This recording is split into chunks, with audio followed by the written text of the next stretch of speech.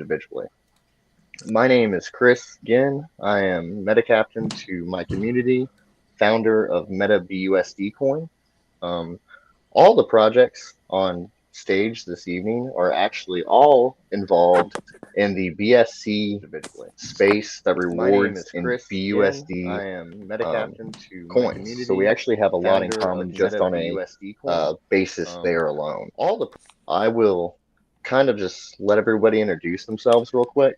As my own personal disclaimer, I do want to mention to the entire community that anything that you hear from me is not financial advice. We're just here to talk, have fun, and introduce each other's communities as well as a larger audience to what real collaboration and partnerships looks like. Crypto Atlas? Yes, hello everyone. I am Crypto Atlas and I am sponsored by MetaBUSD, and I'm excited to be here in this video and to hear what all these awesome developers for their projects are going to be discussing, giving an opportunity as well to see some of the engagement from you in the community and what it is that you're going to throw at them. And so, yeah, I'm just very thankful to be here and to have this opportunity to see this space unfold as it is. It's the first time I've actually done a roundtable with so many different developers and so many different projects. I've done one-on-ones before on my channel, and I've covered a variety of different crypto projects for sure. And I think that this is going to be a really fun time.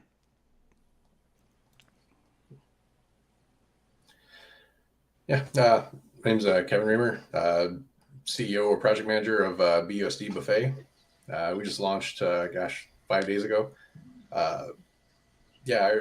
This sort of roundtable discussion, it kind of fits into with what we're doing over there at the buffet, trying to work with all the projects in the space to kind of keep everybody going. I know, especially with like reward tokens, volume is huge. So trying to find a way to keep ours going as well as help others keep their volume pumping. Nice. EJ with EverReflect, team lead. We're also a 15% BUSD reward token, but we've taken a very, very bold stance prior to even Chris putting this all together in regards to partnerships for other strategic projects that are doing real blockchain utility. And, we're super pumped that we've already gotten a partnership with MetaBUSD. One of our partners has been Green Life Energy.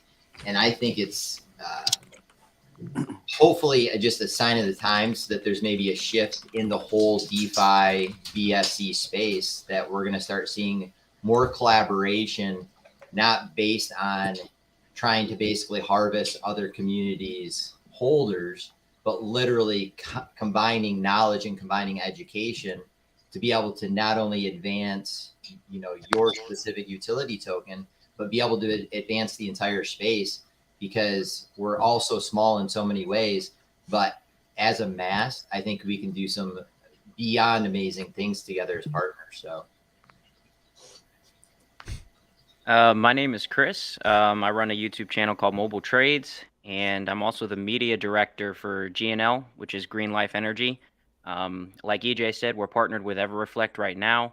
We're a self-reflecting token, and I'm excited to be here for this conversation. I know most of these guys here, and I'm excited about real utility, and then just merging, everyday life with blockchain, making it usable. And that's, there's plenty of room for competition, and not just that, but also, coming together and making this happen in this space as we're, really early to this. So I'm excited to be here tonight. Thanks for having me, guys. Hi, guys. My name is Crypto Rabbit. I am the Chief Communications Officer for Reflex Finance, a token that launched about 11 days ago. My personal motto is crypto and community. I love the whole crypto positive movement. Our token is really big on collaboration and, being a positive light in the space. So I'm really excited to be here and to be a part of this roundtable. Hi, my name's Raymond, COO for Reflex Finance. Just honored to be here. There's a lot of good tokens up here, good names. Meta, thanks for having us. EJ, thanks. We talked last week about a few things. Thanks for helping us out there. Kevin, good guy. We talked a few times. Crypto Atlas, nice to meet you. How you doing? I would be on video, but I didn't shave today, so I don't want to show, my 5 o'clock shadow. But, to go off of everything, what everyone's saying is, there's been so much negativity in the crypto space for some godly reason. We just need to be positive. You kill, evil pretty much just by overcoming it, by being kind and helping one another out. And at least that's how I was raised. And talking to the majority of the people here, offline, they're good people from what I get from them, helping out one another and just being positive and pushing that movement. And obviously you're stronger as you come together as a group rather than one trying to battle 20 people. So, that's what kind of drew me to this situation tonight and to sit down at the round table. So thanks for having me.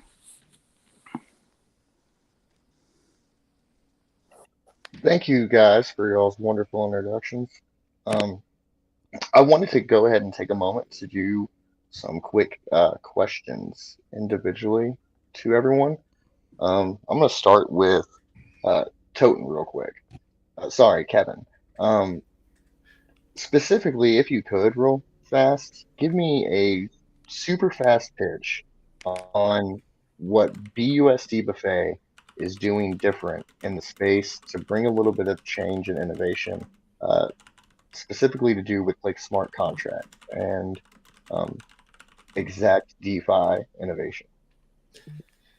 Yeah, the main utility that we have is our call it the kitchen. What that's doing is essentially acting as a buyer of its own. So the tax from BBFT, a portion of it goes directly to that contract. The contract will then take that, ingest the BNB, and use it to perform buys and sells based on our input to the contract. So when somebody buys some BBFT, the tax hits the B kit. B kit rolls through the list of tokens that we have, and it will basically buy those tokens. So it's acting as a buyer on its own. So there's a wallet that holds all the tokens. So it's out there buying larger tokens, smaller tokens, really whatever we have in there. We have a system that we use to rate the tokens because we don't want people to think that we're out there making our own decisions and investing in things based on our feelings or what we think or our friendships and things like that. It's all straight math. And the reason we're doing this is so that we can every week sell a portion of those tokens and use that to function as our buyback and burn. So initially it's like 20% of everything that we hold in a specific token. It'll be swapped over for our token and then burn. Each of those transactions is taxed. So it's generating volume for the tokens that we are buying and then selling. It's also generating volume for us. And it's kind of a way to kickstart stagnant charts for, again, us and for the tokens we have in the B kit. Awesome. So, and just because that was super technical, just so I can recap it real quick in like a brief, like what I gathered from that, my own personal summary. So from what it sounds like, you've got like an algorithm-driven buying system that is purchasing tokens in other projects and holding those tokens for rewards and then distributing those rewards to the holders of your token. Yeah, that's part of it as well. So the tokens we have that reward in BUSD, that BUSD gets sent over to the main contract, and then it gets pumped into the distributor to send out the BUSD to all the holders. And then the buyback and burn again, because it's essentially a bunch of small buys. That volume also generates rewards for the holders as well. And then the transfer to the burn wallet, a separate transaction that also is taxed. So there's, like I said, trying to find any way possible to, again, keep volume coming in any way we can. Awesome. I'm going to come back to you in just a moment with a follow-up question. But for right now, I'm going to take the same question and I'll repeat it real quick just so it's fresh on everybody's mind. And if it's okay with with you, Trades. Do you mind me asking you a question about GNL? Sure. Go ahead. Awesome, man. Thank you. Thank you. Um, Same exact question. What are you most excited about that GNL's got going on that's actually changing something individually about DeFi and how its impact is on the space? As far as what you can actually share, I know you're privy to all types of information, but what you can actually share publicly. Yeah, there's definitely a lot of stuff that are in the works that we can't share. But the thing we're probably most excited about is taking, this concept of crypto and applying a utility to it that it can be used on a day-to-day basis that merges into everyone's life, whatever your day-to-day activities are. For example, we're making a wallet that's in development that the GNL token will be used for, and it's to power the wallet. We're gonna have different types of cryptos that can be used for payment systems and whatnot. But it'll be similar to a QR code system that can be used for people to pay for their electric car charging ports or scooters and things like that. You think about where the world is going as far as electric vehicles, and it's not just the United States; it's all over the world. And we're in talks with energy companies that are ready to build the infrastructure for us, and that it would be powered by GNL essentially. And then the app would be used for that payment system. They would connect up to your electric car or whatever, and it's you're gonna have the option in the wallet to use fiat. You're gonna have the option to use crypto.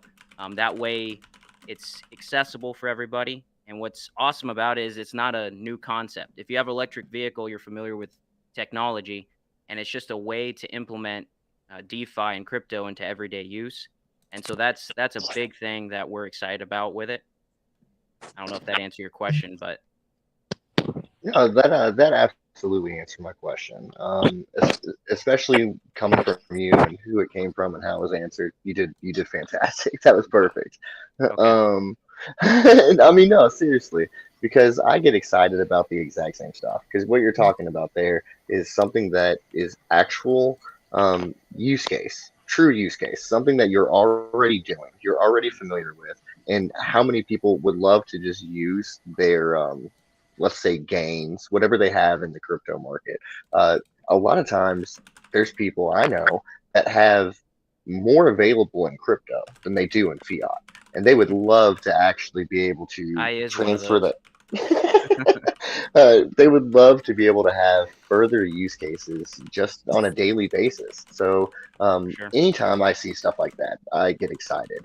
I am going to now ask the exact same question to, I think it would probably most appropriately go to Raymond, I believe, if I'm correct. What is Reflex got going on right now that you are most excited about that you believe is going to have a true impact in the space and change the way that we look at DeFi?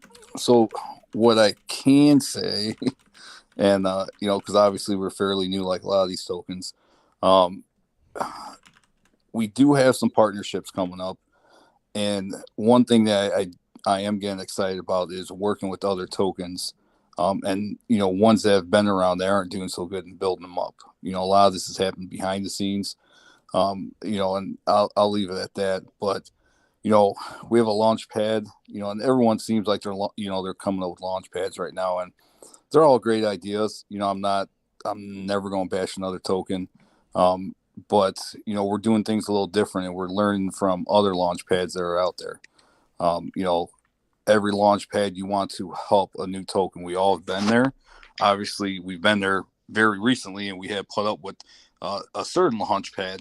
But I rather have a token launch and not have the burden of them paying large fees. And for me, I think it's going to help a lot of startup tokens / companies. You can save upwards to 100 to 200K just by giving majority of that back, 90% back, 80% back. I can't go into all the side utilities that are going to be built into that, along with a few other things. So I don't want to sound like I don't have anything going. We do have a lot, but we just are not releasing a lot to the public until around March 14th. Well, and also, Ray, you could touch on. I mean, we could. Bring up The greatest thing about the Launchpad is that our goal is to make this space more secure and make it easier for people to, you buy at launch, you go straight into a DEX, you have everything there. And, we vet these projects. And so when they launch on our pad, people know these are vetted. These are, projects that are going to be secure. And if they're not, then, we have, actions to protect the people who are involved. So that's another big thing about Reflex. I'm normally the one giving too much information, but I'm not giving that much information. Get out of here. So basically, if we're going to go into that scenario, yes, there's going to be a heavy duty vet process. We all know about KYC, right? And the process through that, you have to do a photo, give them your state ID, hold a nice little piece of paper up, say the date and stuff like that, right? So we're obviously going to go a lot deeper than that into the vetting process, and there's going to be some tier charts for tokens and the security of them. And everyone's like, oh, you can't rug pull free, blah blah blah. There's our ways around it. To be honest with you, where we can guarantee that, and if something does happen, yes, there would be reimbursed. But once it launches, obviously that will not be covered. So I will go into that. We also have staking that came up. A lot of tokens are doing staking. That's great. Don't get me wrong, but we're doing staking and it's launching. Am I allowed to say this one? It's launching this week, obviously, but yes, it's launching Friday. I just won't give a time, but your tokens will stay in your wallet. It will never leave your wallet. They will be locked, so you won't be able to sell or trade them. And we want to keep them in your wallet. They're safer than bringing them outside and storing them in the wallet, because obviously some stuff that just happened a few weeks ago where a wallet did get hacked for a token. But when they're in your wallet, you will be collecting BUSD. You don't have to unstake to get your BUSD. It would actually be building up in your wallet. It's like just like an auto compounding thing. Correct. Yeah. But for auto compounding, you obviously going to have to unstake and restake, right? X, Y, Z. I'm not going to say or break down the math for everyone. This is one of the hotter things going on in the market. This is the kind of stuff that I like to see. I've seen this coming out from many projects right now, and it's one of those things that once you've seen it and once you realize that that's how they're doing it, it's kind of like the only way to go. I feel that way with a lot of things in life. Whenever the first time we had fully nice, good working electric cars, we should have all just moved immediately to electric cars. Right. Real quick, I'm going to move over to EJ. I wanted to bring him up last just because I'm super excited about some of the stuff that this guy's got going on, just obviously because we've got a prime partnership together. But EJ, what have you got going on with EverReflect that you're most excited about coming up in the near future? Yeah, I mean, we have a lot of things that we're just excited about as far as what we're doing with our community and some of the promotions, the partnerships. The emphasis on education has been a huge part, but our big excitement is, from my perspective, I have a 20-year career working in live entertainment, large scale events, and then experiential marketing. So being a person that's in this space and getting to collaborate ideas with people like yourselves that are so into the crypto world that it's, sorry for the pets, that it's sometimes outside of the realm of the normal walk of society. So what we're trying to do, going back to why Chris and I have become such great friends, is implementing utilities that people can use on a daily basis that aren't necessarily in a utility token or crypto space. So coming from the ticketing world of live events, we're developing a live event NFT ticketing system and platform that'll be able to be utilized not only just by small artists, but anything from larger venues to sporting events or in the case of like what we've been discussing with MetaBUSD, attendance of virtual reality events, things like a sporting event, but things that could be like a rocket launch, down in Florida. And this concept of NFT tickets, one, going back to the whole concept of crypto being more secure, but secondly, it gives artists a ton, all of the musicians and artists that I've been speaking with over the last year of this concept, the idea of them selling their own tickets in-house has always been an issue if they end up, say, hitting it big. And then the secondary ticket market takes over because you sold your tickets for, say, $20 and the price goes up to $100. This will give the ability for the actual small-time artist or comedian that they can actually get a portion of that secondary market revenue. So why is that important? Because some of these artists live on literally merch alone and don't even have the ability to scale themselves outside of like a regional act. Secondly, this is something that if you're an everyday person and you want to attend an event, it could be anything from a festival to a concert to a sporting event, you will be buying that ticket and not necessarily even be in the crypto space, but you want to attend that event. So going back to really one of the first conversations I had with Mobile Trades was, how do you implement utilities that force, in essence, modern society to start adopting blockchain utilities? Because it's so powerful and there's so many things that people can use it in everyday life, going into the virtual reality space if you're going shopping or if you want to attend an event. But real world utilities like they're doing with clean energy, like those concepts to me are just mind boggling, because it's finally getting people that are everyday, just normal roll of the dice individuals that aren't necessarily going to want to trade utility tokens. Maybe they're even skeptical of cryptocurrency, or all they've ever heard of is Ethereum or even, Bitcoin. So this implements a way for people to be able to attend events and be able to actually get into the crypto space, almost like getting their feet wet. I think that these kind of utilities are the ones that get me the most excited, because it really expands the market. Like if you take just the 2 million people that are trading wallets on BSC, that's a fraction of the whole crypto industry of 300 million. And 300 million isn't even that many. When you think of it on the whole scope of the planet, the number of people that attend events or attend sporting events or go to other things, it can be massive. And if we implement what I go back to, strategic partners, but strategic partners that are legitimate projects that are building things to either better the blockchain space, like utilities, like some of these other projects are implementing to help secure the space itself, because there's scams in this space. And then other partnerships that are doing utilities that are going to be implemented into everyday life.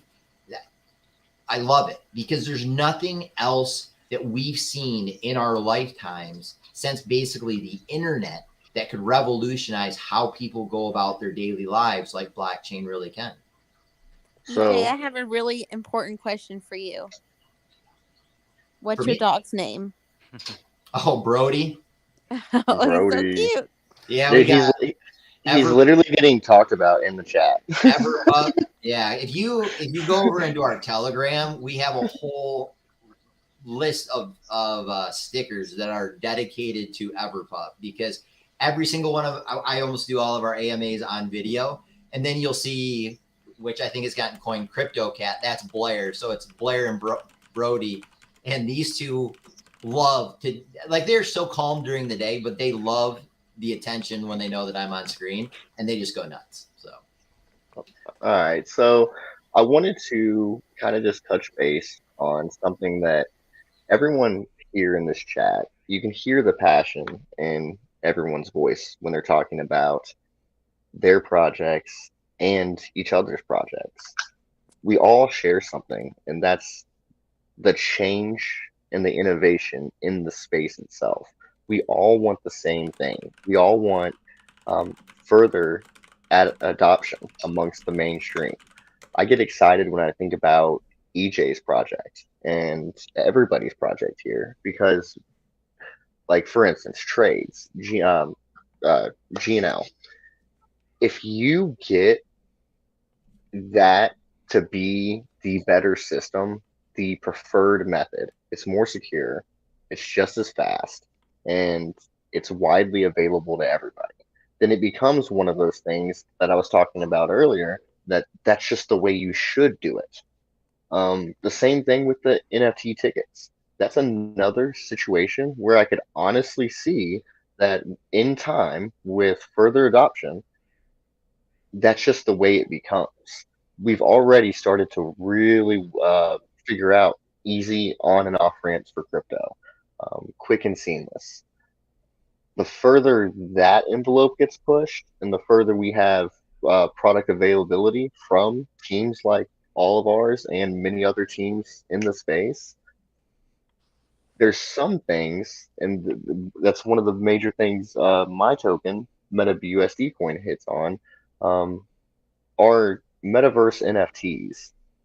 That's the way it should be done. It's a better system. It's literally better than anything that exists now.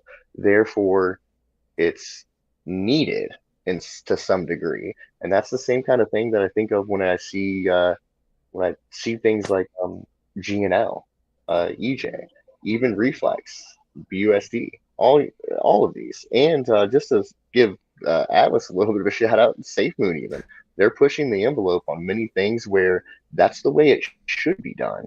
And if that's the case, further adoption will come from the mainstream. So just to really shake it up just a bit, I'm going to actually ask Atlas a question, if that's all right. Yeah, of course. Awesome. So, from your perspective, what is something that you've seen happening or happen in the past within the DeFi space that you believe is adverse to the space? The one of the main pet peeves, if you will, something that you know is just not beneficial and is something that we need to overcome somehow. If you could enlighten me. Well, let me touch on what it is that I feel that in the DeFi space we need to really overcome. And I think that that's most encapsulated by the fact that this is unified DeFi, the whole idea of this roundtable, right? And I think that people are getting so hard set on specific investments that they kind of fail to grasp the bigger picture here.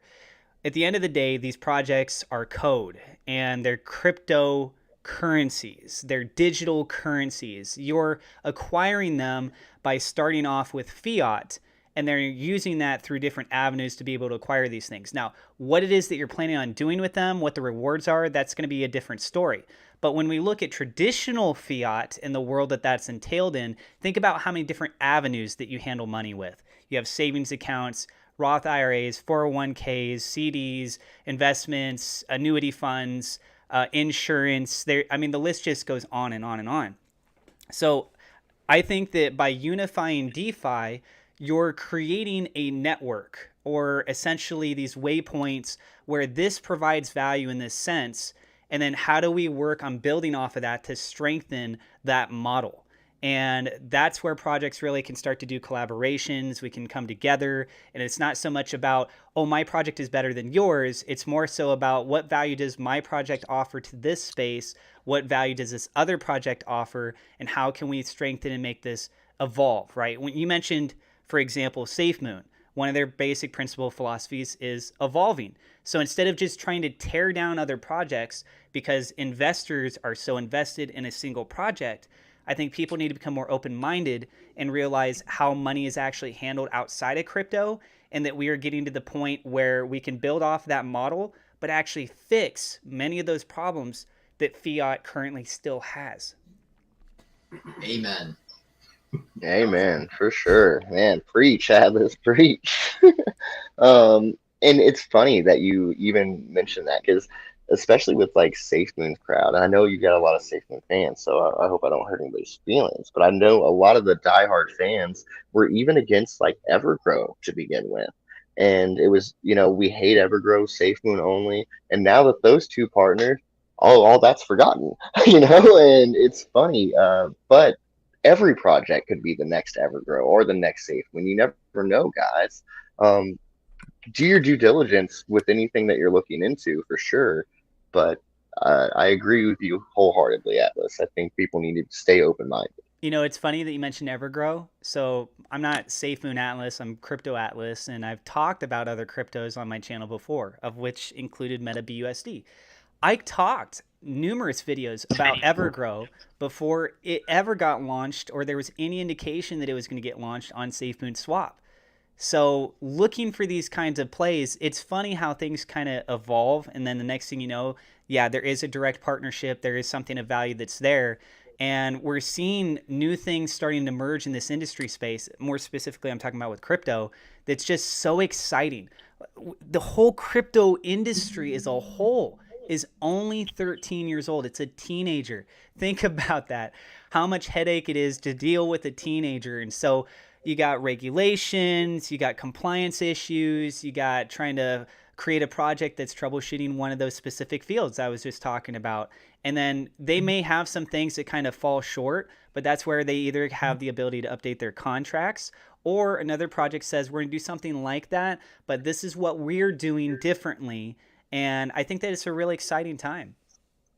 It is a really exciting time. I'm going to ask close to the same question to, I can't share to people, to either one from Reflex though.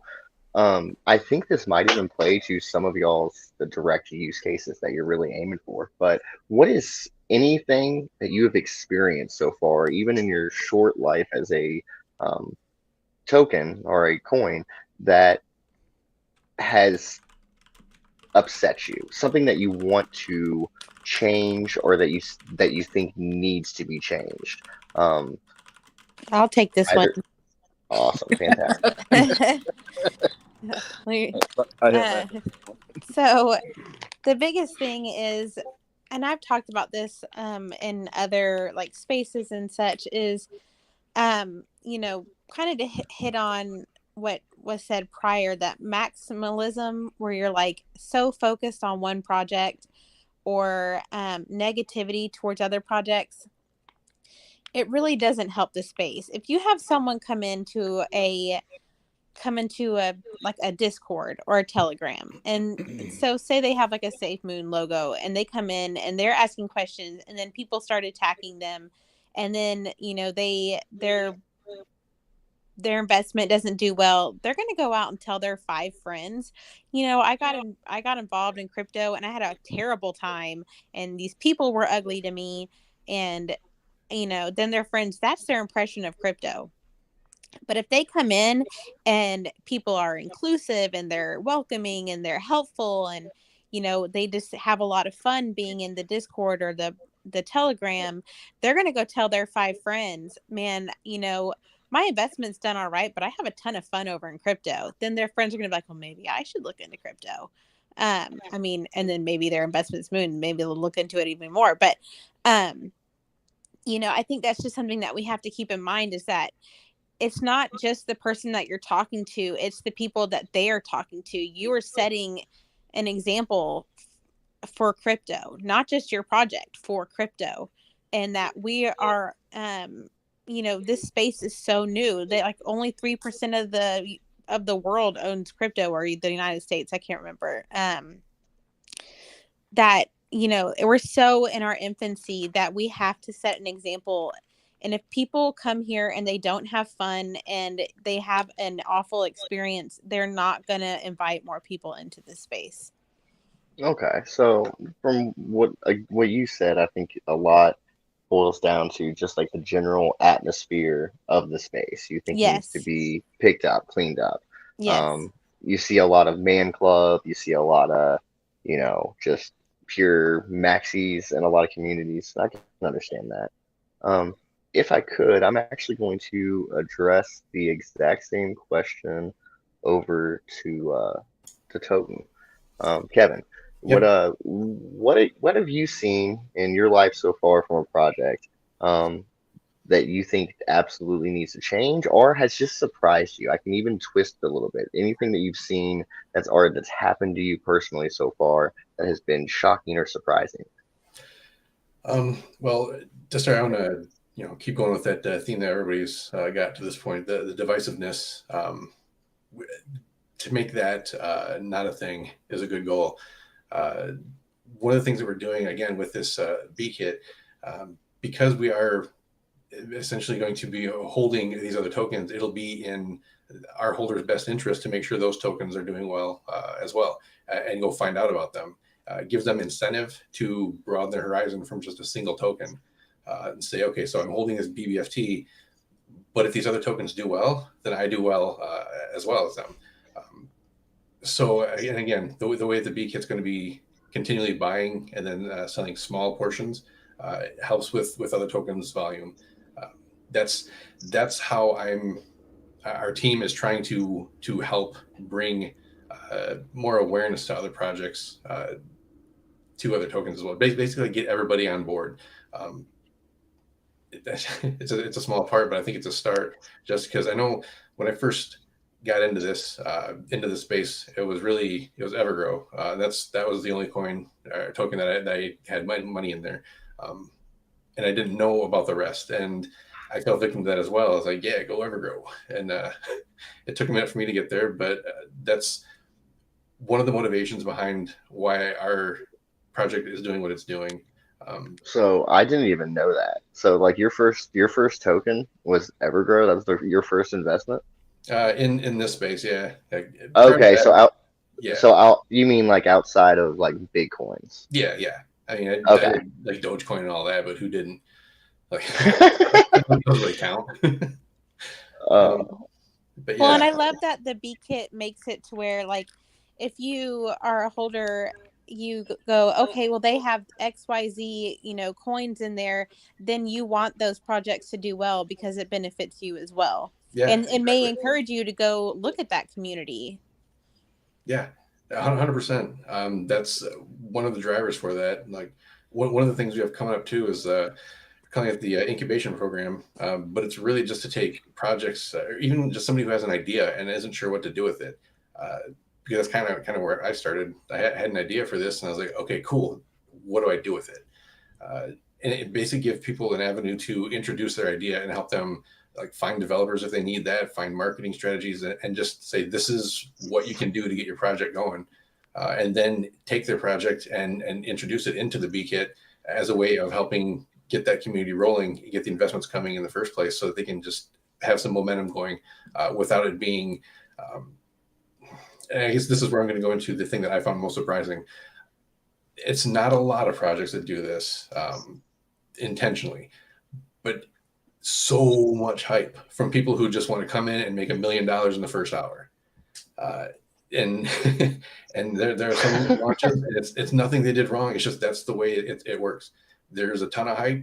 You have people dumping just boatloads of money, and then you have people who got in before them saying, hey, I can make a profit, and then everybody just starts selling, and it's not a fun day for a lot of people. And so our launch was slow and boring, but it's been a steady climb from that, and that's what we're trying to help out with as well with these new projects in the incubation program, is give them a launch that is not such a shock, so they don't have to watch their coin explode up into 10x in the first 30 seconds just to watch it drop down, so a big green to a big red, and then it's like disillusioning, and you're like, what am I doing wrong?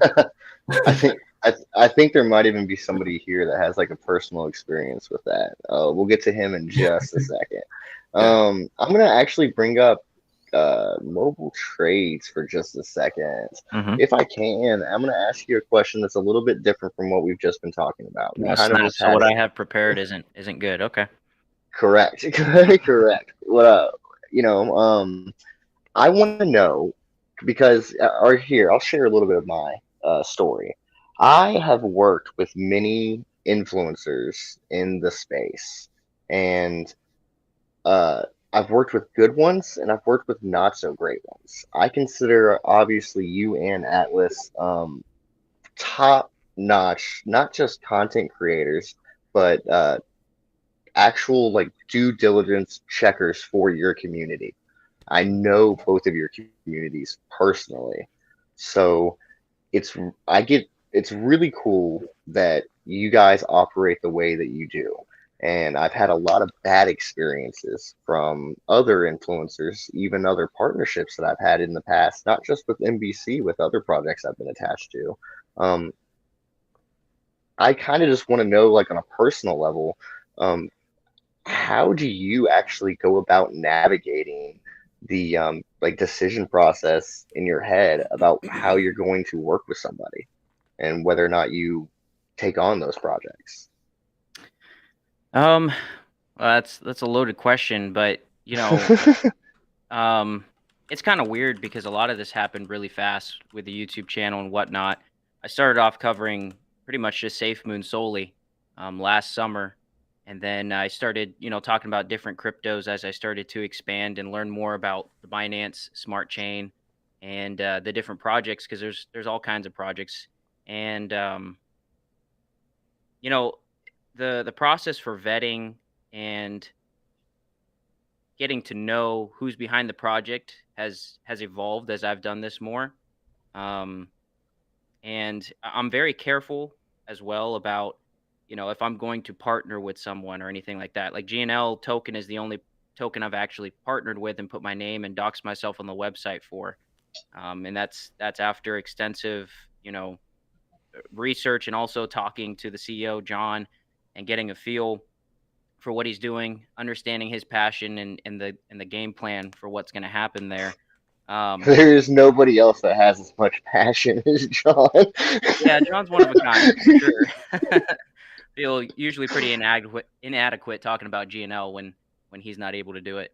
But the truth is, like, when you start to, because I don't know when I officially became an influencer. It doesn't feel like I am. I don't really consider myself that. I just feel like a normal guy who just throws up videos on YouTube and covers different projects. If I do a review for someone that's sponsored, I make sure that I tell people that. I think it's scummy and unethical if you don't tell someone you're being paid to talk about something.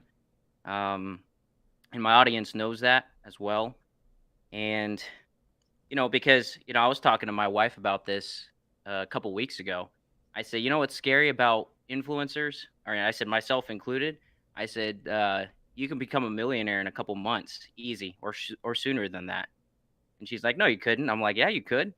I said, you could dump $5,000, $10,000 into a small cap project, make a video on it, dump it on your followers, do it again and again and again. And, no one's the wiser. I mean, I guess someone would eventually find out, but by the time that happens, you're scot-free and you're doing well. And so there's a fine balance to all that. There's a verse in the Bible that talks about a good name is rather to be chosen than riches and silver, and a good name rather than gold. I botched it up, but that's kind of like my motto. There's nothing's worth your reputation, right? There's no amount of money that's going to I guess that's worth ruining you for. And there's a lot of projects. I don't know if Crypto Atlas is the same way. You get reached out to almost daily by one or two projects at least a day that want you to talk about them, or that are looking for marketing. And I get it. But I say this on my channel all the time: 90% of projects are going to fail, or they're a scam, or they're just a pump and dump. And it's the sad place to be. So it's tough navigating that. And, my greatest fear is ever to talk about a project and then it rug pulls or something like that, or something bad happens because I talked about it and then people bought into it or whatever. But, I don't think you ever feel like you have all the answers when you're doing this thing. But so your answer was actually just like, again, fantastic, because it's the same reason why I love you and Atlas so much. And I love you guys. Y'all are just honest, and you can just tell. The response was off the cuff. It was extremely honest, and it's true. And keep up the good work, both of you. I'm gonna slide over to EJ real quick. All right, man. Catch you off guard real quick. Never. All right, so I need to ask. We talked briefly, and we heard Toten mention it. I know, obviously, you could not control the amount of hype that was on your launch. But I don't know if there's many projects that have ever existed in this space that have actually experienced what you and Right. EverReflect experienced. Right. Yeah. For lack of a better term, Running out of liquidity and contracts locking up. yeah, just all together, there was just a lot going on there. Huge green candles, huge crazy spikes, and I want to make it clear, like I didn't even know this whenever I first met EJ, but I was actually just hanging out in his Telegram, a terrible place to hang out. His Telegram's fine, but just Telegram as a platform. But I was hanging out there, and I literally read live that he and his team had gone through and made spreadsheets and were trying to pay back holders if they had bought on the giant candle that his launch had created. Yeah. In case anybody here listening is unaware, I don't know the exact numbers. I'll let him share this information for you guys. But it was a giant candle up because everybody bought at the same moment. And the Right. way that it works when you're trading against liquidity, guys, there's only so much you can trade for in a moment. And when you're trading against all of it, there's only one thing you can do, and that's shoot the price up. If for any token that exists right now, if you went to PancakeSwap and you typed in whatever the supply is, the entire supply, and you try to see how much that is in BNB, the number that you get back is going to be a ridiculous number because you're trading against a liquidity pool. So that liquidity pool is what sets the price depending on what the ratio of the pairing is. Anyways, so essentially my question is, how did you go about navigating that in the moment? Well, so one benefit, and I think a lot of cryptos could take a page out of the EverReflect playbook. We took 3 months from announcement and then announced the launch and then waited another month to do the pre-sale. So 3 months of community building. They got 4,000 people in our Telegram, all organic. We've never paid a shiller. We never had a call. We never did anything because I'm kind of that way too. Telegram's kind of a toxic place. So the community actually, the core was always build it on rapport, build it on integrity. And that helped because a lot of that foundation of those holders stayed through the crazy spike that we saw. Because like you said, 2,500 transactions trying to get in one block in the same 10 seconds. It just, the system can't work that way. We saw a spike up to 30 million market cap. And then obviously it comes back once some liquidity is pulled. The benefit, okay. And I'm always a forward thinker, and I'm always one of those people that don't live in the residual past, always be looking towards the future. But in the moment and in the opportunity, I'll reference going back to what Chris just said about integrity. That's what we have. You can't sell yourself out on integrity because then the trust is gone. So our team, and there's a number of admins that we have an Excel document that shows how do you calculate the amount of, the price of the BNB that you put in to be able to generate the price that you bought at, to be able to calculate the market cap. And then we've just been spreading out that Excel document for pretty much on every Sunday. I'll be spending the whole time in Telegram walking people through, showing them the market cap that they purchased at. If they bought over a 15 million market cap, then we're airdropping. I think we've airdropped in the range of probably 5 to 6 trillion tokens already into those individual wallets coming directly from my contract address wallet to make sure that we're making the best move possible. Can we make people up 100%? Not always, but we'll do our damn best. And the nice part is where we're at now is that we've leveled off, that we're seeing things that are coming back around because people realize, one, that we're taking it on because it's going through this process of adversity, I think is one of the things that you can learn the most. And it's the best opportunity for education. And we've leveraged that to not only be in the Telegram and give out these Excel documents, but then, not that I'm just like trying to pump everything that Chris does, but I obviously love this man. But like Mobile Trades does some stuff with Tango Crypto Discord, and their tier 2 package has insane amounts of education. So right after our launch, we were giving away year subscriptions to their tier 2 package because we know you can go in there and you can educate people. Or one of the things that we're actually launching in our Telegram this evening is we're doing we're giving away scholarships for 1 year subscriptions to the Morales Academy. So if you want to learn education, all you have to end up doing is holding a million EVRF. We're posting the sweep widget tonight, and you can actually write an essay and say why you want to learn blockchain development. Because in all the adversity, you can look at it and you can dwell, and then you can live in the residual past, or you can take it as an opportunity to educate people. Because one, there's already a step to get into crypto that takes some education of like, wait, there's multiple blockchains. Wait, I need BNB to be able to trade into this liquidity pair, all those kind of things. Then you compound that by the fact that we're all in a small group of BUSD reflection utility tokens. So how does that work? Wait, I have to turn on Binance Peg, BUSD. So it's always education. That always comes back to the key. And what I can also say about this is that I've had so many one-on-one conversations via Discord and via Telegram with community members that bought at the top. And we've gone through, 10, 15 minutes of discussion, walked through the numbers, airdropped them a few tokens.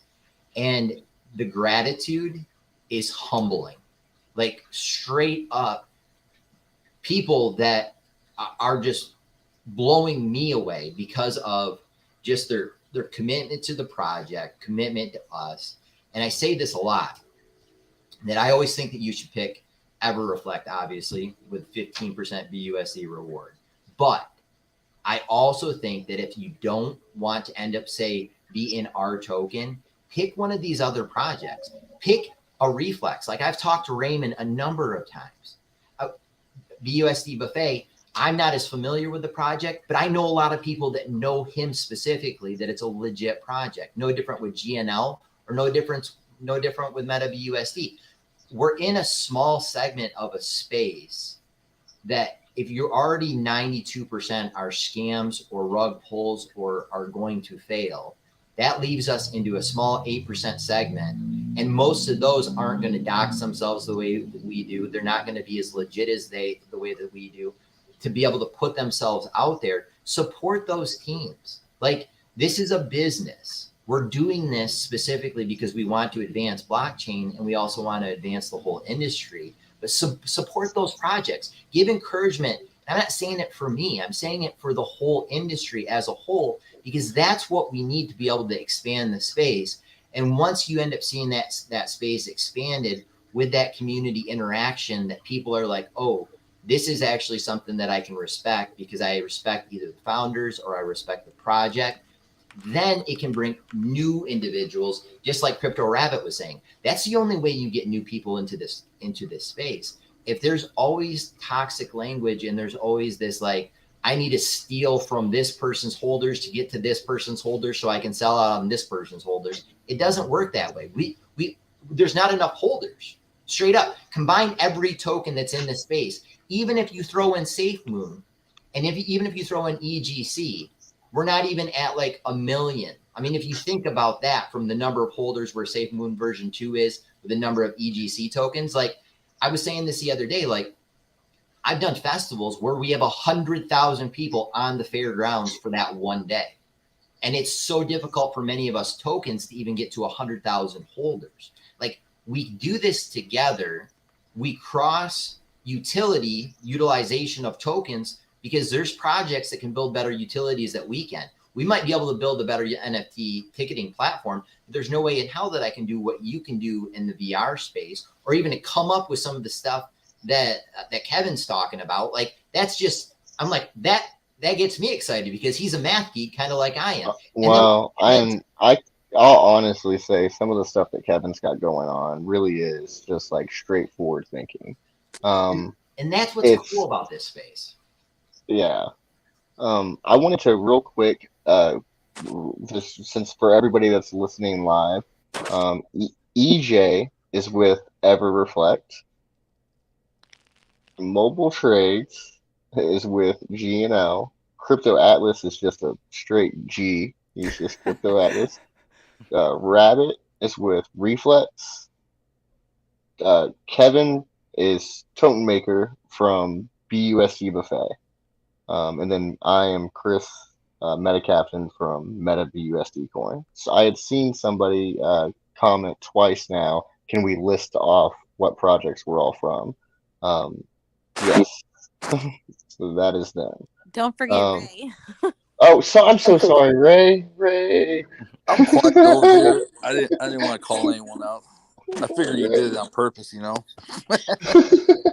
No, and just as a quick recap for anybody that's listening, we are all involved in the same space. We all have different roles. Some of us are within the marketing side, some of us are devs, some of us are influencers, um, but we're all involved in expanding the DeFi space, and not just BSC. I want to see success across the board. The further we can get blockchain adaptation, the happier I will be altogether. And that's just God's honest truth. I do have another question I want to send around the room real quick, and then we can maybe start to do like a roundup conclusion thing. One more question that I have for everybody that's here, and I'm going to start with Kevin. As far as your actual involvement with companies goes that are involved in the space. So what I mean by that is what we all consider standard practice places. Have you been happy, surprised, or upset with the type of transactions that have taken place? I'm trying to navigate that as like politically correct as possible because I don't want to throw anybody under the bus here. I can openly speak about my own experiences, and I will do so here in a minute. But just as far as generally, how do you feel like the space is on a professional level, even with establishments? I think it's definitely getting better. Like I say, given where I started, I didn't have as much experience as the rest, but it's come, even in a couple months here, it's come a long way. Like I said, evidenced by the fact that we're all here right now. This is not something I would have even thought possible a couple months back, because again, everybody has had their own little compartments that they were in. They picked their camp, and that's who they hung out with. Right now, I'm seeing people from all the different projects jumping into other Discord servers just to say hi and hang out with other communities, which is awesome. Like you stop by ours every now and again, and I think it's great. As far as the level of professionalism that's coming with that, I don't necessarily think you don't need professionalism so much as we just need civility, and that's really what it comes down to. I think we're getting to that point. People just are getting along. They can talk about projects. They can ask questions without it. Like not every question is FUD, and that's something we're trying to foster as well. I know a couple other groups here been in there, and it's the same thing. If you have questions, ask them. Ask them in public, answer them in public, and let's all learn and grow together. So I think that it's definitely coming. It's come a long way, and it's going in the right direction. So I'm optimistic moving forward. Okay, so I'm going to give my own sum up of that question real quick, just so everybody is aware of what I'm asking here. I'm very lucky that I was able to do a public-private sale and public-private launch, fair launch of my token, of my personal projects. I've been attached to many projects over the years. I've helped many projects launch. I've gone through numerous launch pads. navigating different projects through that process, as well as dealing with all of the main wallets that we're aware of, the different uh, blockchain service providers that we're all aware of, and even up until this day, I am brutally shocked at some of the interactions that come from these large name establishments. I'm not going to name any specifically just to not shake anything down or ruffle any feathers, but um, I do see innovation within those spaces. A lot of it's coming from newer projects that have seen the same things happen to other projects that I've seen, and some of the uh, Launchpad or IDO or RCO offerings that exist, some of the way that they behave, some of the way that some of the dexes behave. And what I mean by that is if you are launching a project as a dev, and let's just say you even had $1 million in liquidity, and something happened through the DEX, there's currently no support that is available whatsoever. And I understand some people say, hey, it's blockchain, it's DeFi, there's only so much support that can be provided. I'm telling you from a developer, that is not the case. You can provide further support. Again, I am not attached to any launchpads, any services like that personally. So I can speak a little bit more freely about my experiences with those providers. But on a general level, I think it's surprising, especially to outsiders, that even from a developer point of view, project lead point of view, CEO point of view, the experiences that you'll have on a day-to-day function with, again, extremely large established names that we all know and love and use. Every single person here in this roundtable uses it, as well as every single person listening. Some of these service providers, when you find out how they actually operate behind the scenes and on a professional level, it's shocking.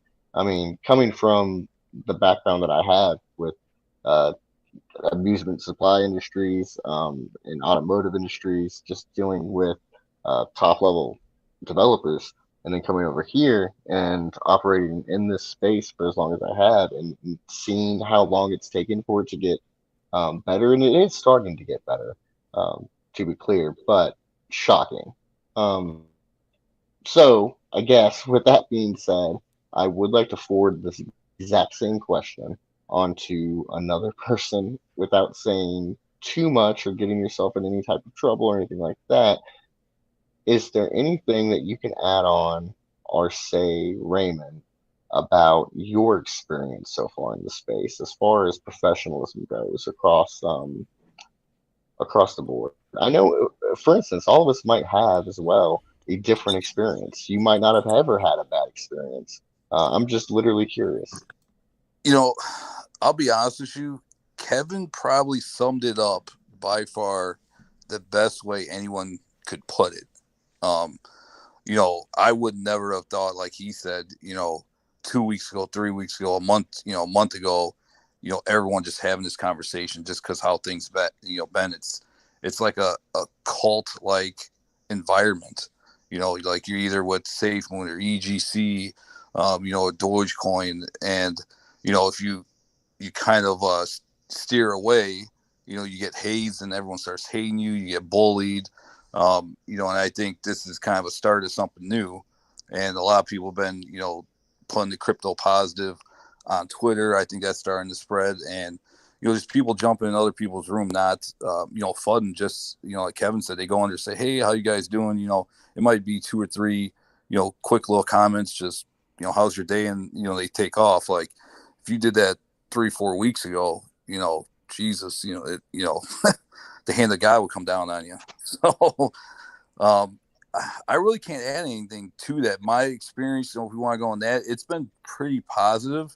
I've been in this industry for about 6 years, and I kind of got out of it just busy with work, and then I got sucked back in with SafeMoon and EGC, and everything's been pretty positive. I try to stay out of the negative stuff. If not, Crypto Rabbit kind of smacks me around she's like my handler, so to say. So, no, I can't say anything more. He summed it up perfect. Awesome. Perfect. Close to the same question. I'm gonna word it a little bit differently for Atlas. So, what have you experienced? And like I know I somewhat asked you this question earlier, but specifically to do with project interaction on a professional level, have you experienced anything that has shocked you? That shocked me. Well, one thing that I've noticed is that when projects try to reach out to me, as Mobile Trades was this way, was saying earlier, yeah, I receive probably at least one new project that's trying to reach out to me per day. And the verbiage for most of these projects, it's shocking because I feel like maybe they've just gotten used to this with other influencers, and I feel that it's a bad representation on what it is that we do. I agree with you, Trades. I think that our reputation is a lot. I wanted to commend you, by the way. Just me personally, I love the fact that you quoted something from the Bible. I know you kind of didn't get it perfect, but I understand what you were going for. I believe in God myself. But I got all these different projects that reach out to me, and the verbiage for most of them, like 90% of the time, is, hey, we have our own crypto project. How much do you charge? And that's it. Like, that's their introduction. I don't know sometimes what the name of their project is. I have no idea of what their specialty is. How does it function? Anything about their team? None of that stuff. They're just straight to the point. We want to pay you to shill our stuff. And with most of the market being consumed with all of these illegitimate projects that are just trying to scam, I kind of get the feeling that there are a lot of influencers out there. Unfortunately, not all, right? But there are a lot out there that just take every single one of these deals and then leave people high and dry as the investors who get caught up in it because they're just trying to find that next big project. That they look at the Shiba Inus or the Doge coins or the Safe Moon, and you see those massive price spikes up, and they hear these stories of people who got rich overnight by doing these projects, and they're thinking about their own lives and how much they hate their day job, and they're saying, well, this is an emerging space, what's going to be the next big thing? I don't want to wait 5 years or 20 years, which is kind of funny because people have been so used to working till they're 65 and they can't wait 5 years for some of these projects to really get some momentum. But it's just, I think it's so disappointing that so many projects that are trying to help get their word out and want to go the route of doing sponsorships, that they don't actually try to build the relationship with the influencers and to actually provide a reasoning or even a brief introduction of what it is that they feel that they're bringing to the table of value here. It's just like, hey, just promote our stuff. And so it disappoints me. Yes, and I can attest to some of that as well. I know I mentioned earlier that I had some bad experiences with influencers, and I'll share that experience with the public just because I don't mind doing that. I'm very open and honest with my community, the NBC community, so everybody within my community is fully aware of how all that transaction took place. And it's very common for a lot of projects to do a transaction like this. So the way it worked for me is early on, before my launch, I tried to set up a few partnerships with a few influencers, get my project picked up by them even before launch. Most of the good guys and the great ones out there really just can't do that because of obvious reasons. They need to make sure there's trading functioning. They need to make sure all the proper paperwork's in place and stuff like that. Stuff, things that, like, for instance, Crypto Atlas and Mobile Trades both needed to see before they ever did anything for me. But I still personally, as a project lead, and my team is telling me we need to make sure we have somebody on board. So I got a couple on board. I won't mention their names right now. Anybody from my community can share that information. I do not mind. But I picked up a couple of influencers. And the way I covered their cost was I paid them cash out of pocket as well as team tokens. And there were certain stipulations placed on these tokens. But these were trust agreements between parties. Even contractually bound, but not in a smart contract form, just through written and verbal agreements. That being said, these influencers that I had on board they did what so many of them do. They sold at all-time highs. They got out. They left, and they abandoned my project. I no longer speak to them. I no longer want to speak to them. But that is a very common practice. So not only did they ruin a relationship that they had with me, but they also burned my community of holders. They took from liquidity one way or the other. I have to work back twice as hard to make sure that I make that up to my holders, to everybody that is holding my token. I need to make sure that they get that value back somehow that was literally taken by these other influencers, these bad actors. This happens all the time in this space. It's not talked about publicly ever, but I don't mind talking about it, and I think it should be talked about. Hey, Chris. Yeah. Okay. Curious. Have you personally ever heard of a YouTuber named CoffeeZilla? I have. I recently came across his YouTube channel, and already I was trying to be a very respectable base influencer where the things that I'm sharing with, I've done some research into it, and I felt that there's enough there that I can be able to share with my community because it's something that I myself would be willing to invest in. Just like I always say, I didn't say it in this live stream, but I'm not a financial advisor. This isn't financial advice. Go do your own research on this stuff, right? But watching CoffeeZilla's videos, it's so disappointing how you have these big named influencers who not only will go and take advantage of their community space, but some of them are repeatedly doing it, and people still buy into that because some of them are like, well, I already have a feeling this next thing is going to be a scam, but if I get in at the very beginning before anyone else, then I can pop out and still be able to make my money just like they can. And the last thing that I would want to do, or I have a feeling anyone that's on this panel would want to do, would want to be in the receiving end of a video like what CoffeeZilla covers, because that is the worst representation of the market, and we need to look to videos like that to see what these people are doing wrong and to acknowledge that there are people out there that are not doing that and that we need to lead by those kinds of examples. No, absolutely. That's I love CoffeeZilla, by the way. That's I do too. He does a great job. Yeah, even his video production just like top notch. Um, it's funny too because he actually did a video specifically covering his video production. All right, guys, this has gone on for a little bit over an hour now, and I try to promise everybody involved that I'm not going to keep up too much of their time. I'll be operating one of these roundtable chats every 2 weeks. I'll cycle out all of the participants in between. We're going to see some of these guys on here again. We're all very friendly here in this space. You'll see new people on. You'll see some of the same old faces, but we'll continue to have this talk and continue to push this forward. I would like to give one last opportunity to just go around the room and let everybody just give a quick sum up, do any shout outs they want to do, and say their goodbyes. Since we're on Atlas, let's start with you. Well, thank you so much for having me on this roundtable. It's very insightful. I love being able to hear on the other projects and just the point of view of individuals outside of the standard roundtable that I do with some of my friends. There's other crypto influencers we've been doing every Tuesday night at 6 p.m. Pacific Standard Time for those. But my name is Crypto Atlas. If anyone would like to check out my content, I am on YouTube at Crypto Atlas. I'm also on Twitter at Crypto Atlas YT.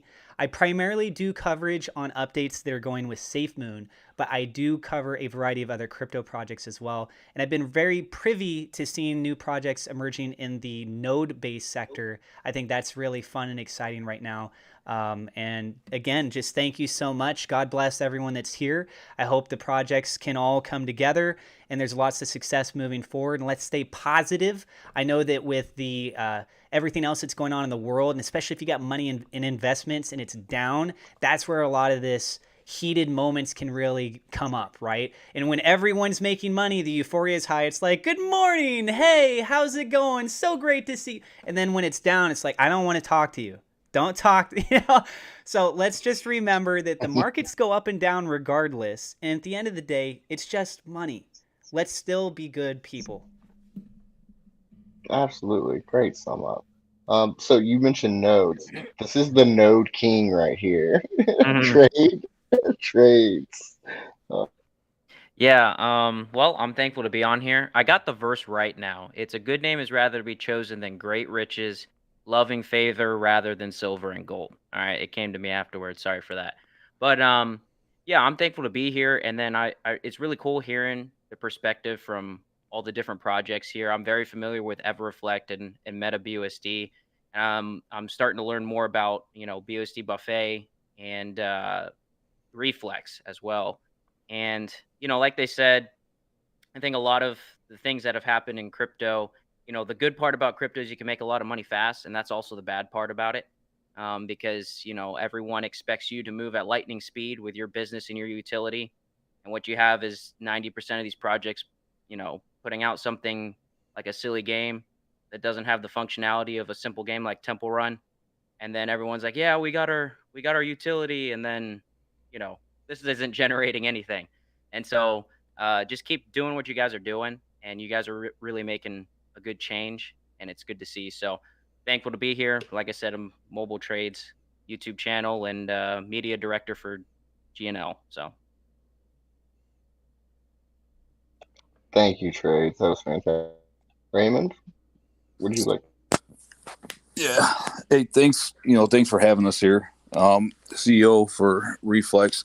Just keep the positive attitude up. If you guys have questions, anyone has questions, you guys can come in, on TG or Discord, and just ask away. We're not going to shy away or boot you guys out or anything like that. A lot of people shy away from questions, and I would say everyone at this round table, they're not going to shy away. I've asked them some hard questions and they didn't even hesitate to answer them. So just stay positive. If you guys have questions, ask away. And, market will go up and down, like they said. So don't be afraid. If you see a red candle, it's going to turn up always. Take care. The market has always came back. I will say that much. I agree. It obviously follows a lot of scenarios, but I'm not going to get into, the Bitcoin and the BNB and all that fun stuff. So. Yeah, but just when in doubt, scroll out, right? Exactly. Just look at the graph. You can see it, All right, EJ. Yeah, thank you. I mean, I just want to, more than anything, acknowledge everybody that's in this room because, Atlas and Trades, I know how busy both of you guys are. Chris more so, but it's like you guys have so many people that are trying to vie for your time because of what you do for the industry. And then it's mind-boggling because a lot of people don't know how much work Rabbit and Raymond and Kevin, those three, are doing right now. But I guarantee almost none of them have gotten any sleep because their projects are doing well. They've done it right. They're doing legit utilities that are going to help the industry. And so I just want to acknowledge all of you guys. Thank you for taking the time to be out here to actually make a stance and show like uniting DeFi is critical to the whole industry and what we're going to do to represent this to the larger space. This is the core start of something. And then the person I have to acknowledge the most is you, Meta. Like, thank you so much for organizing, even getting everybody's schedules, because you were taking time out of what you could have been working on to make sure. I mean, the number of times that you just had to even fluctuate the times for this thing to make sure everybody was available. It's not easy to do with I know the level of people that are in this room. So I'm humbled. I'm blessed that I could even be here, and keep looking to the future for this, because this is going to be the start of something that I think will really grow. And I love that you've already made kind of put your flag in the ground that we're going to continue to keep doing these, because it's important. It's important for the space. It's important for everybody that's here, and it's important that everybody's listening. So thank you so much, everybody. It is really important, and I want to just piggyback off what you just said here. Piggyback. Yeah, piggyback.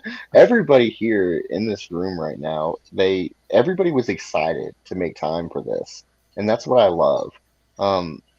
I've worked with many projects in the past that have been a little bit more standoffish about cooperation and stuff, and I understand those reasons why as well. but I think it's really important to set a standard of if the team is legitimate and if they're operating correctly, they should be able to work together and cross promote each other's projects as well as stay focused on their own. And I think that's what everybody here in the space tonight is definitely uh, interested and involved with. I'm going to bring up right. Hey guys, sorry if y'all hear snoring in the background. My husband's passed out over here. I tried to slap him, but it didn't work. Um, I just want to say thank you, Meta, for putting this together. It's been really fun. I've been really excited about this all week. Thank you to everybody on this panel for joining in. I love listening to everybody's perspectives. Coming if you want to learn more about Reflex, you can hop into our Telegram and Discord. I see one of our moderators, Maddie, blowing up the comments down there. She's one of the most positive cheerleaders in the space. I absolutely love her. And just be the example that you want to see in this space. Like, be a leader. If you see negativity, if you see people needing help, reach out. Be the example that you want to see. That's fantastic. Thank you for that response. Yeah. Again, thanks, Meta, for putting this together and really being I've leaned on you quite a bit during a development of our project, which even just like telling you silly ideas and hearing your response just to get me to think, somebody to lean on. There's another project that's going on right now. Somebody that they're leaning on me, so kind of trying to pay that forward. I love seeing that sort of thing happen. The community is involved. Like on the Discord servers, Telegram servers, you see people just hanging out and talking all day, and that's fantastic. These communities are what these projects are all about. We're here to spend and make money, ideally, but you make friends here as well. And that's been awesome. It's a place that you can go and hang out. And I love seeing that sort of engagement. And I hope that continues and it grows from this. And if you want to find out more about us, BUSDBuffet.com has links to everything there. Yeah, people come for the gains, but they stay for the community. Yeah, absolutely. I can say that I know personally some of the strongest relationships that I have in life have been spawned from crypto in general, but especially the DeFi space. Of course, I have a lot of interaction there and I work with a lot of people, but the community behind a lot of these projects is so strong, and it's what makes it's a part of what makes me so excited and happy to do what I do on a daily basis. Um, Seeing everybody just come together, be involved, get involved with their investments, and truly hope for change and innovation, not just for their investment, but within just the world. Um, those things excite me. I was an early adopter for 3D printers, early adopter for VR. Essentially, anything that I have found that I've believed in that I think can make substantial change in real life for the better. That's what excites me. That's what gets me staying involved on the level that I do for DeFi on a whole. And I think I see that in every participant here on this in this group, as well as many other participants that I'll continue to have on this chat. And that's really what it's all about, is sharing our excitement and our knowledge just with the overall community. I believe that this roundtable will continue to grow and continue to change as we continue to put on these events. And I really appreciate everybody taking time out of the day to sit here and talk with me. I hope everybody enjoyed themselves. And if I invite you back on, I hope you guys are willing to come back on.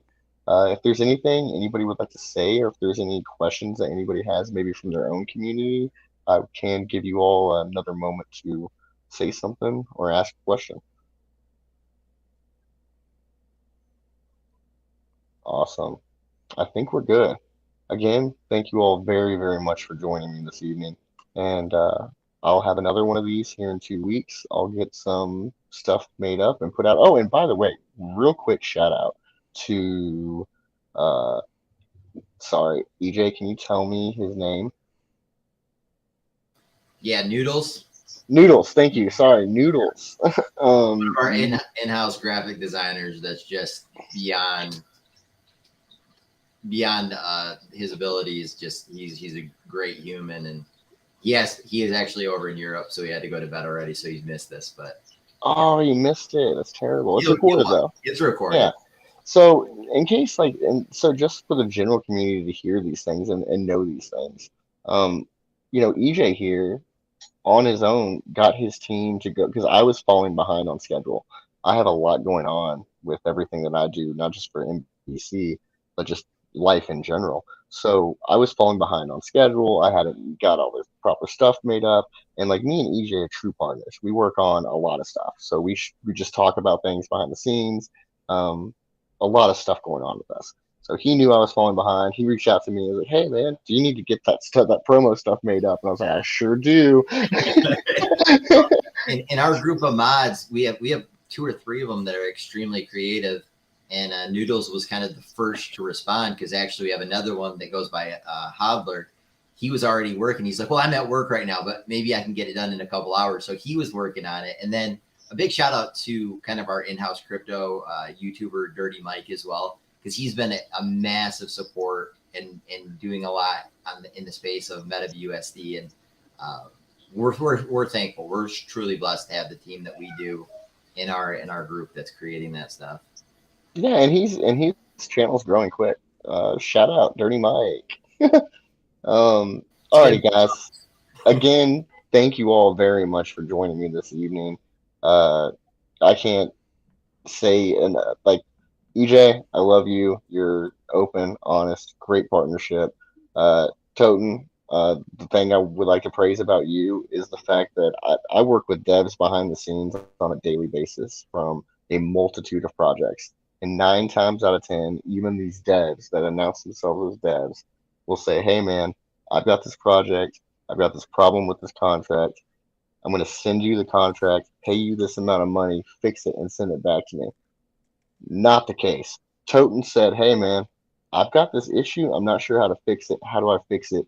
Essentially said, "Teach me or let me learn. What do I need to do?" And we would just shoot back questions to each other, back and forth. I'd shoot him a question, he'd give me an answer. And that's what I love to see. People taking it on their own. Atlas, again, man, I can't praise you enough. Just true, honest content creator. On a personal level, I love you, man. I've been watching you for a long time. I feel like I've walked your journey. Keep up the good work. Love you too, man. Dude, Trades, I can't even say enough praise to you. Trades is almost single-handedly one of the reasons why my launch went as well as it did. I can't get into all the nitty-gritty details, but this man was right there with me the whole time. Love you, Trades. Raymond, I don't really know you too well, Raymond, but on a technical level, I've talked to you some behind the scenes. I'm excited to be working with you guys in the future. I think you guys got some great stuff going on, and honestly, I do see the innovation. I'm gonna have to have Reflex back on, I guess, because there's more that I want to talk about with you guys. But I know that some of it can't be talked about publicly. But you guys do have a lot going on, and I don't want your community or the community at large to miss out on some of what Reflex has got planned. So everybody pay attention to what Reflex does in the near future. Rabbit, super nice, super nice. I can't even say anything like else other than I appreciate you coming on, taking your time.